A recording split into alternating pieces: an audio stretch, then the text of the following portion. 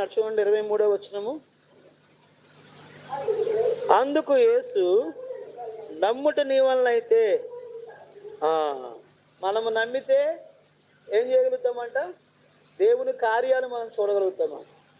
నమ్ముట నీ వల్ల అయితే నమ్మువానికి సమస్తము సాధ్యమే అని అతనితో చెప్పాను.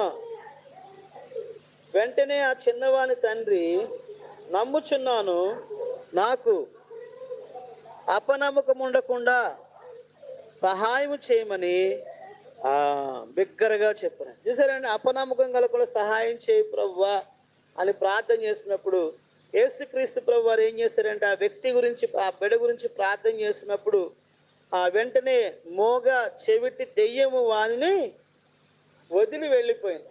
వాని విడవెల్లాడించిందంట. వాళ్ళు నురుగుగట్టుచు అక్కడే పడిపోయాడంట. తర్వాత అతను తెలివి వచ్చి లేచినట్లుగా వాక్యంలో మనము చూడ. అప్పుడు అది కేక వేసి వాడిని ఎంతో విడవెల్లాడించి వదిలిపోయాను. అంతటా వాడు చచ్చిన వాడి వలె ఉండెను గనుక అనేకులు వాడు చనిపోయినది. అయితే యేసు వాని చేయి పట్టి